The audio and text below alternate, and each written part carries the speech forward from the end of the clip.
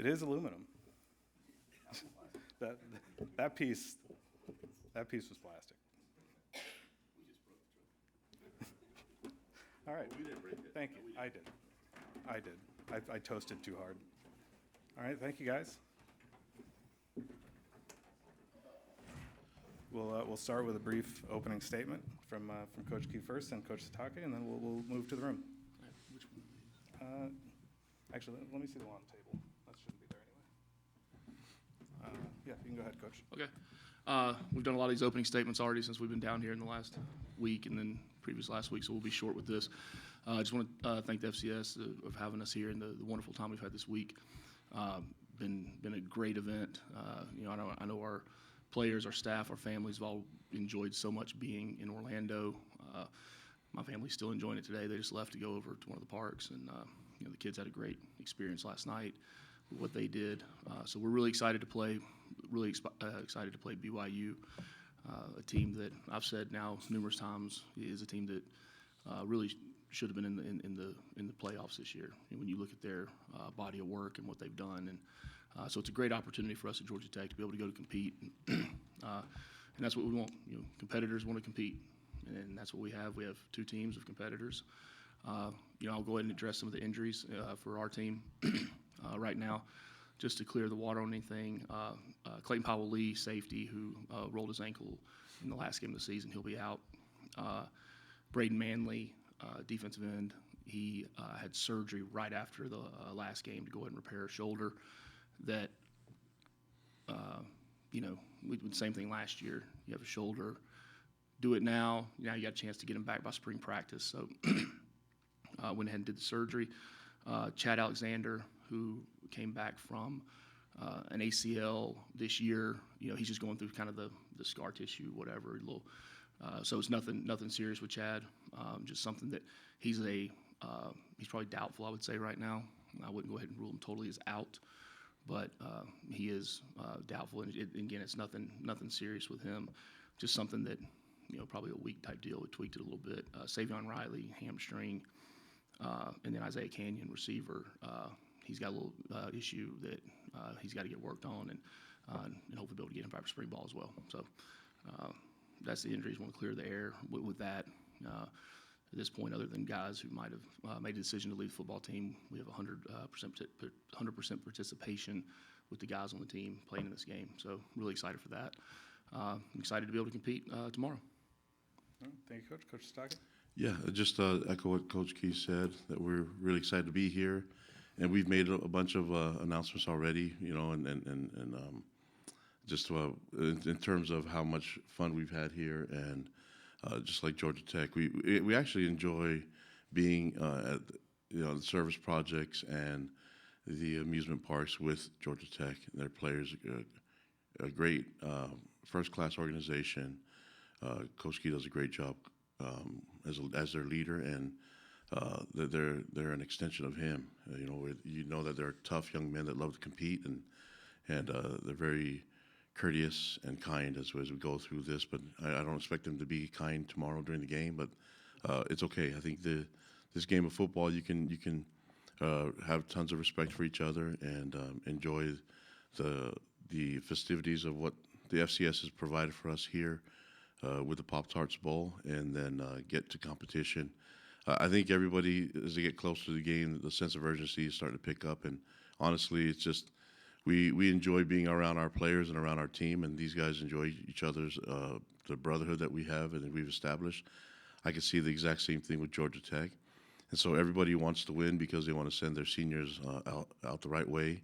And so sometimes that gets things a little bit nervous, but the truth is, winning just makes saying goodbye easier. It's going to be hard at the end of the day to say goodbye to these seniors that have put so much work into our program. I know that Coach Key and I have had tons of conversations about our players and our families and this area specifically. And so winning the game would make it easier to say goodbye, but it's going to be hard to say goodbye anyways. But regardless, we're going to be thankful for the seniors and what they've done in our program.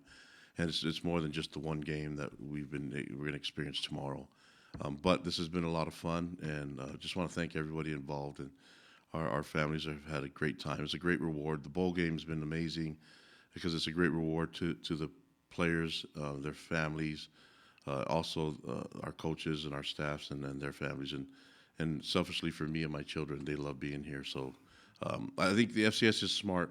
Bring us all in, show these young men a good time here, that it could be fun for single young men, but also fun for families. And then you've got them hooked. So I can guarantee that there's going to be a bunch of our guys on our team, when they get older and become fathers and husbands, they'll be coming back to Orlando quite often. So it's a smart move, a great investment, and I can see why the travel and tourism has had so much success here in Orlando. So in terms of our team, and you guys know I've already talked about LJ Martin, and that there's a small window where he could get the surgery, and I think Coach Key and they have the same situation where after the holidays it would extend his recovery. So whether he goes to the NFL or comes back and plays his senior year with us, that it was more important for him to get the surgery done now, and then he can make that decision. But we're anticipating him being a leader for us, and he'll be here today rooting on his team. And for the rest of the team, a bunch of guys that are still banged up. Our game day decisions. The question will be how they feel tomorrow as we get ready. The majority of the team's been practicing, so we haven't had anybody in terms of opt out, like choose not to play in the game. We anticipate everyone that is able physically to participate, that they will. Other than a few guys that have already announced that they're transferring, and those guys are all transferring for more opportunities to be on the field. So, what questions do you guys have for us? All right, if you have a question, raise a hand. We'll get a mic to you. We'll start on the second row left. This one's for Brent. I wanted to ask, you guys have an opportunity to win 10 games. What would that mean for you and this program moving forward? Yeah, I mean, that 10-game threshold is it's big, just from an external perception, from going out on the road in January. We've taken great steps the last 3 years in the program of what we've been able to do and accomplish, and this is one of those kind of glass ceilings, I guess you would say, that you're always looking to get towards. But the one thing we know is we cannot control the outcome of a game. Right? All we can control is what goes into it. Right? How we prepare, how we compete, and we can't control the outcome. Right? We're not an outcome-based organization. We are about being in the moment, being where your feet are, playing the play that you have. When that play's over, it's done. Right? Same thing with the game. So it's important. It's big for the program, but 9 wins is big too right now, right? And then 10, and then it's always you're always wanting to improve and get better and better and better. So, look, I don't care if you got 0 wins or 12 wins. You play that next game. Competitors want to compete, right? Again, we're not an outcome based. We're about competing. All right, we'll move to the first row, and then we'll go back to the second row left. Coach Sitake, I want to ask you, first of all, welcome to, or I guess I should say welcome back. keep you coming back too, right? But Coach Sitake, I want to ask you, you have had an excellent season as a team, but I wanted to kind of give you an opportunity to say what it is you think, whether it's the Big 12 Conference that's underappreciated, or what is it that people are missing about BYU as a program that they should hear more about that would kind of help people understand how impressive a group you are? Well, I don't think my job is to get out there and campaign for anything other than show what we can do. I was nodding my head when Brent was talking, because that our beat writers are used to me saying the exact same thing, that we're not going to be focused on. I know my job is to win games, but that's not my focus. That's the byproduct of doing things the right way. So I see a lot of similarities in our programs, our style of play, but also culturally, I see a lot of similarities. Smart kids on both sides, and tough kids. And so a lot of what he says is what I believe in too. And so this is, they're a great team, and you can see it on film. I don't know if enough people watch and see the intricate details that go into all of it. You can see well coached. You see great leadership, senior leadership on their team. I like to think that we're very similar. And then, I mean, there's things that we've sat there and shared and taken notes from them and watched them specifically on how they play the game. And so it's a fun matchup, But this is, I mean, what comes down to it, I'm not here to campaign for anything other than we love being in the Big 12 Conference. We love the partnership that we have in the Big 12. It's been amazing for us coming off of independent as when I first got the job. And so to be in this position, I think more than anything, it's just appreciation and gratitude is what I have as a leader, as a head coach here, and seeing where how far we've come as a program, and just really proud that we get to be in the mix, you know. And a playoff committee made the decision, and we're okay. We'll move on, and this is not a consolation prize. This is something that we were looking forward to, this matchup, and so we get to play football again. At the beginning of the year, we didn't start campaigning, and so we're definitely not going to do it at the end of the year. I would just say that we love representing, and we really we just have this appreciation and gratitude for where we're at, and looking forward to the game and finishing the season the right way, and that's competing. And if we can be at our best, and if Georgia Tech can be at their best, and then all that matters is we'll be able to live with the results regardless of whether it's win or lose. All right, we go to second row left, right.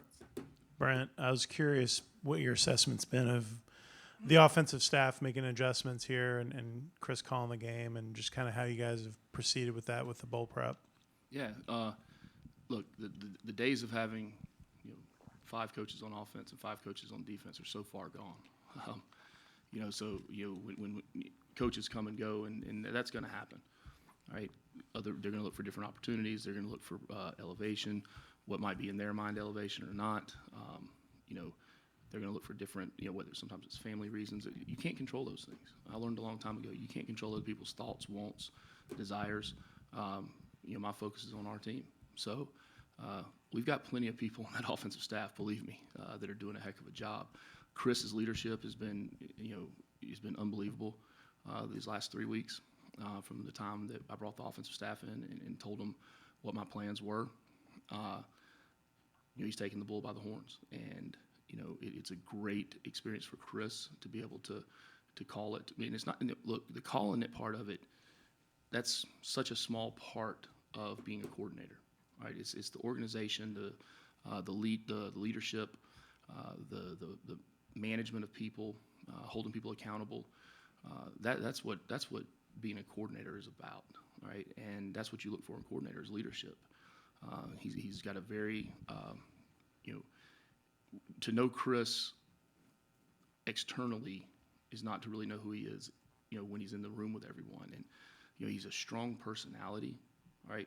He's very determined in what he wants and what he believes in. But when he sits down with the staff, it's a complete collaboration of everyone. And that's what it's been for the last 3 years. And Kelly, that this offense was put together 3 years ago. And, you're going through these, different, this time of year where you're talking to different, guys and, about possibly joining your staff and whatnot. And, you say, hey, well, what do you call this formation? They say, oh, it's, X, Y, Z or whatever. I'm like, well, that's double. That's double formation, right? We put this thing together. There's 165 people in our building know what that formation is. We're not changing it for one person. So then that's an overall team philosophy. That's building a program, not just a team for a season. And Chris has been able to step into that role, do an unbelievable job. I continue to want to put Chris in those positions. And again, the judgment on how someone does in that role, right, has very little to do with the outcome of the game. Right, it has to do with the preparation and the collaboration that goes into it. And I've been more than pleased with Chris. As a lot of people know, Chris has been by my side since the very, very beginning of this. I trust Chris Winkie with everything. I do. Within the program, he's going to tell me the truth. He's not a yes man. He's going to tell me what I need to hear, and I respect him for that. Our relationship goes all the way back to 2000. We were both seniors and went to the ACC Media Days, and we were both there. And now, of course, I was 22, and he was about 35 then, but it's senior year. But, he was over there hanging out with all the Sports Illustrated and ESPN people, and me and all the other guys were sitting there like, just hanging out at the bowling alley. But, Wink is a great man. He's a great husband, great father. I love Chris Winkie. And I'm excited for him and his future and what he's able to continue doing, what he's going to continue to be able to bring to our program. Second row left, Matt.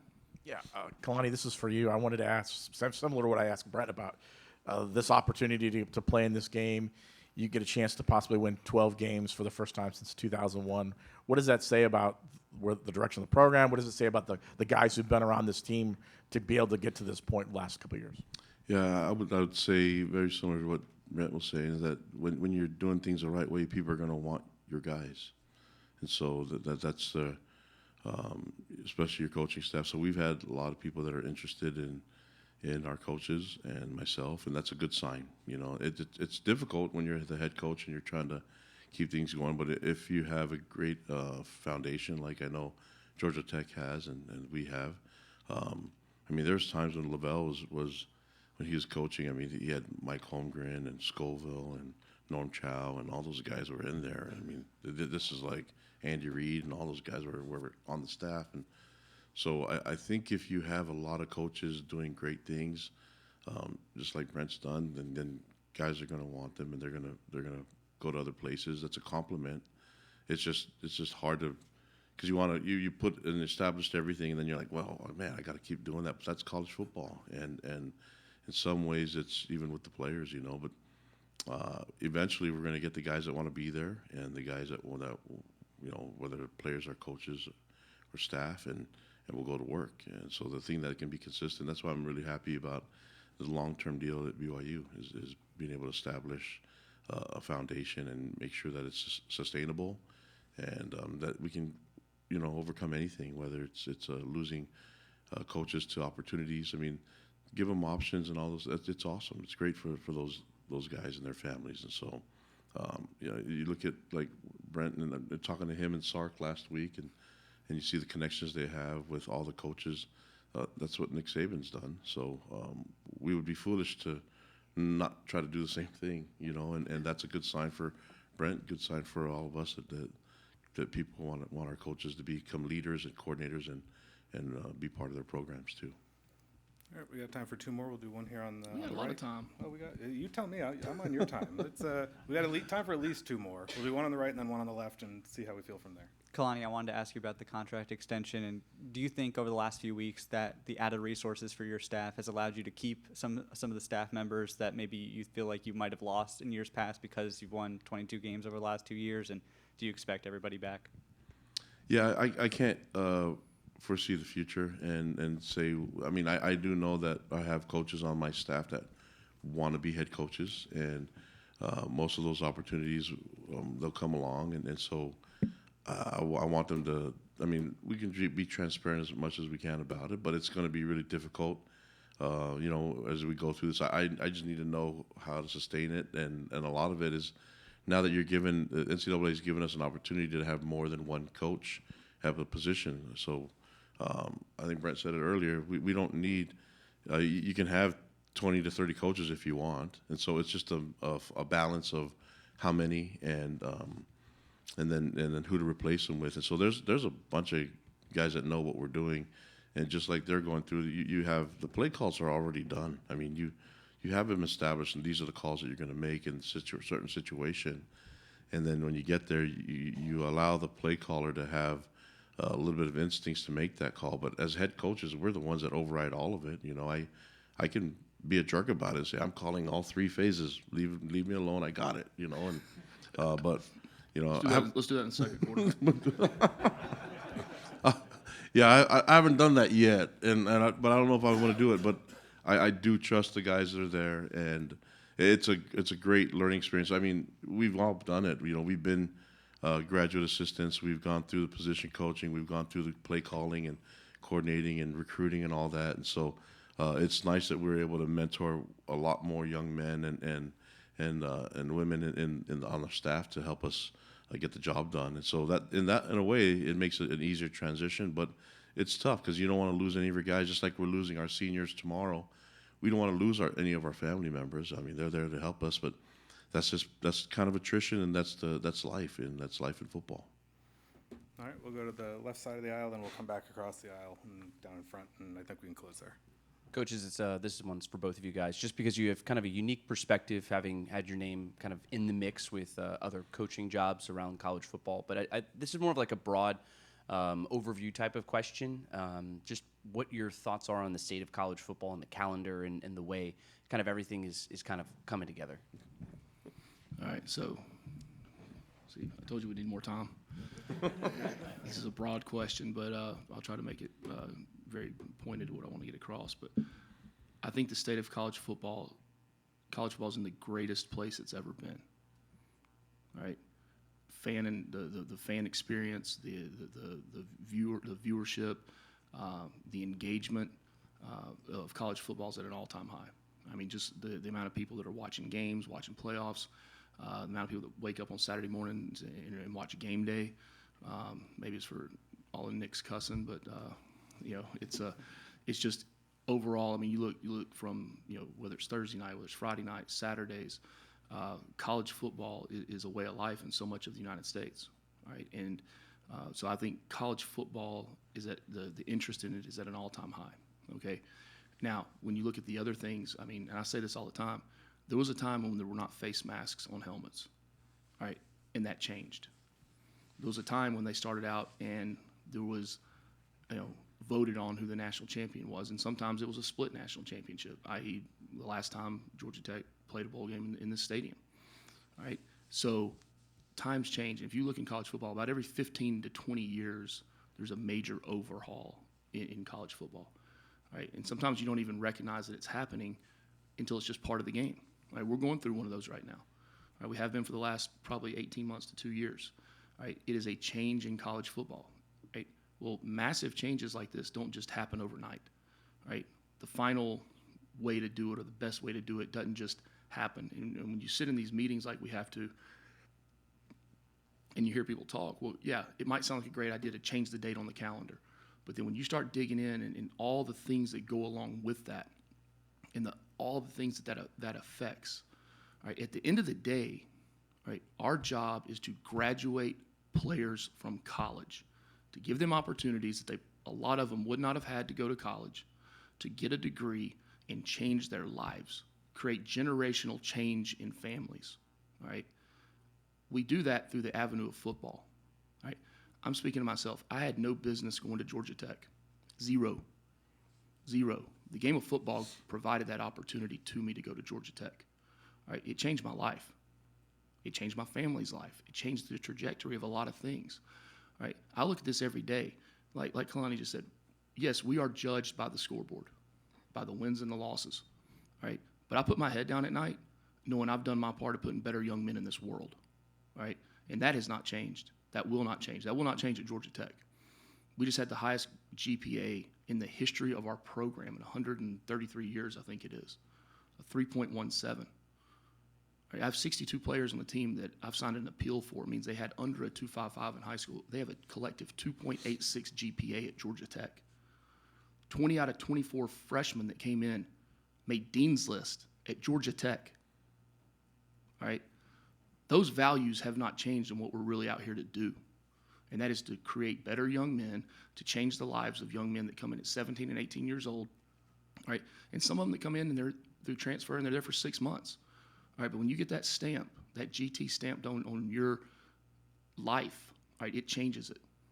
Okay, are there things in the calendar? Yes, there's a lot of things that we could go through. But every second I spend complaining, or every second I spend saying, oh, it should be like, all right, I'm wasting time trying to figure out how to be better. All right, let everyone else complain about it. Let everyone else waste their time saying that it could be better or should be like this or should be like that. All right, and I'm going to pass their ass. All right, and we're going to find a better way to do it. Coach, anything you want to add? I agree with everything that he just said, and I'm gonna brag too. You know, there is our job is, and I mean, all our guys, you nod your head because you that's what I say too. We've had record GPAs every semester, and we'll follow it again with this semester.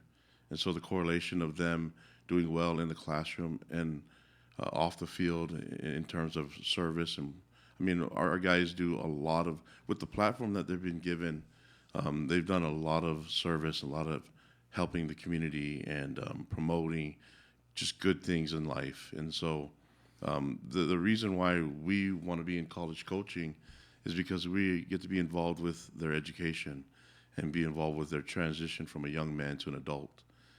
That's what drives us. When we first started coaching, remember we were talking about our salaries when we first started doing it.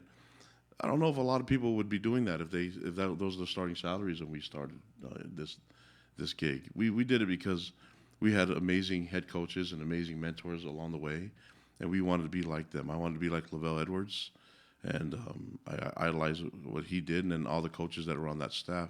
I wanted to be like them, and didn't realize that they were just mentoring me in life, and not just football. I mean, football is a small part of it, but football was the key to getting my attention. And then next thing you know, I'm enjoying life as an adult because I was able to take in the education that I received, not just in the classroom, but in life altogether. And the benefit was that I wanted to be just like them, and I got into the business because of the same thing. So if we keep our focus on that, I'm with Brent. Let everybody else figure it out. What I do know is that I'm going to adapt to whatever they say we can do and what we cannot do. I mean, remember when we played? You said face masks weren't there. We had face masks when we played, so we're not that old. But you could target every play if you wanted to. In fact, that was celebrated. I did. Yeah, we all did. You could blindside just knock someone out, and that would make the highlight reel. And now we're telling them to pick them like basketball instead. And people say, well, it's not as tough. It's safer. It's better. We can all agree on it. We're going to adapt to whatever we're allowed to do, and within reason. We understand the reason why things happen, but I'm not in there to make those decisions. I do know one thing, though. If you want things to go smoother, involve more coaches in the decision-making process, and things will be better in all of it, whatever area you want to go into. But we can control, and that's in our programs, and that's what makes it fun. And we've sat there and talked about a lot of different things, and I mean, I can hang out with Brent all the time because we believe in the same way. We're aligned in how we do things culturally, and it's a lot of fun when you get to meet someone that's very similar and runs a program the same way. And then, I mean, you're an O-lineman and a fullback. I played fullback for a passing team, guys, and it's O-lineman, you know. So basically, I was just a fullback because I wasn't tall enough to be an O-lineman, and I just tell everybody my hands were too good. I could catch the ball, so that's You were why a they short went. guard. I was a short guard. I weighed just as much as the O-lineman did, just so everybody should know that. But I did love playing football, and I love playing for Lavelle. You know, you talk about Coach Edwards all the time, and it's crazy the similarities that my experience with George O'Leary as a player and then as a young coach. We were talking about him just a minute ago, and how Coach O'Leary is still, you know, now Coach O'Leary nowadays will call me sometimes and be like, hey, make sure you go downstairs and tell the staff to get out of here early tonight, and you know, go spend time with their families. I'm like, huh? What? What'd you say? Is this George O'Leary? But you look at the coaches I was around as a player. You know, my position coaches, Mac McWhorter, Doug Marone. You know, Billy O'Brien Bill O'Brien was the GA at Georgia Tech that drove me and my mom around in a van on my official visit. Then he was our running backs coach. And then my first year as a GA, it was his first year as a coordinator. Lance Thompson, Ted Roof. When we come down here to UCF, right, the GAs to start out here at UCF were me, George Godsey, Ryan Silverfield, Ed Manowitz, who's an agent now. I mean, we were all GAs together here at UCF for Coach O'Leary. So you just look at the people and kind of the progression of how, you know, I go to Georgia Tech and Doug and Billy were GAs, and then kind of as you go up and then you become a GA and you see where those guys have gone. But a lot of that is because of the mentorship that we had from those men that we played for and that we've worked for. Still got time for a couple more? Yeah. Cool. We got one on the right, one on the front, and then we'll cut there. Thank you. Yeah, Kalani, I got a more game-specific question. Oh, great. It doesn't fit, but you mentioned that LJ's out. Yeah. Obviously, Sione is on the depth chart. What is your confidence level in these other guys, Enoch, Jovessa, Preston Rex, and do you feel like they can step in and keep your offense, you know, moving along? Yeah, of course. I mean, when you go through recruiting and development, you don't just have one and you stop. You know, you don't say, well, this is it. And let me just remind everybody, you guys had no idea who L.J. Martin was a few years ago, and so what happens is that they're given an opportunity, and then they literally, in this case, run with it. And so, LJ is going to have his opportunities to do things, and I hope he comes back. I think his decision is NFL or come back with us for his senior year. This decision to have the surgery was actually smart. We needed him. It's for his future. So it made sense for him to do that. But it's going to open an opportunity for somebody else to come through. I think A-Rod's really excited about Jovessa having an opportunity, and Preston and Enoch's been there. I mean, Enoch helped us beat SMU last year. You know what I mean? So, you look at all the guys that we have there. They're all very capable running backs. LJ is the starter, but these guys, sometimes the difference between the starter and the backup is just when they can get their opportunity, when they can make it fly. And for us, we feel like we've done a great job with our depth on our team, not just in one position, and now we'll find out, And I'm excited for these guys. And the tough part is you're going against a really talented team with Georgia Tech, and with more time to prepare for them. And so I don't know if it's going to be easy, but I know that I really care. I just want them to go out and have fun and enjoy the game and play tough and take advantage of their opportunities that they have. All right, we'll take one more up front here and take us home. All right, Kalani, I'll get the tough one out of the way. How many different flavors of Pop-Tarts have you tried this week? Those are the questions I really like. I've tried them all. And so, like I said before, Brent and I agree on a lot of things, not just football, but eating as well. So there's not a Pop-Tart that I'm kind of disappointed that didn't work because I could use one right now. But anyways, but they are good. Toasted, untoasted, it doesn't matter. I've been getting into the combo bites, but I think people look at me differently when I bite two Pop-Tarts at the same time with different flavors. But don't knock it until you try it, guys. Go ahead. And then you mentioned so much about L.J. Martin, Bear Bachmeyer this season, rightfully so. Just speak to the offensive line as a whole. You guys retooled that a little bit at the start of the season, and specifically the leadership of Bruce Mitchell and what Bruce has added this season being the starting center. Yeah, Bruce has done great. I mean, to take a young man that was a D lineman and to move him over to O-line and play center and snap the ball, it's not an easy thing to do. And so I think Coach Woods has done a great job with him and his development from last year to now. And to have him be a first-team all-conference, that's awesome. But you look at the entire O-line, they're a close group, man. I think if you can get the line scrimmage with your best guys, and they're all believing the same way. I mean, I think Brent's gonna be the same way. You want to establish that you have very capable guys up front. Bruce is a capable guy. I mean, and you combine that with the guys that we have. The 5 of them can do it, and we've had to use a rotation of 7 to 8 guys, and so that's good for us in our future and the development. We even put Trevin at tight end a little bit and played him there. So these guys can play. I'm really proud of all of them and what they've been able to do.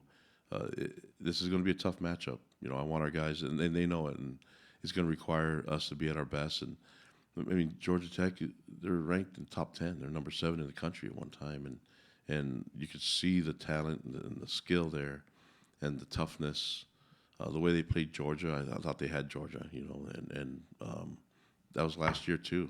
Sorry, Coach, but like that's.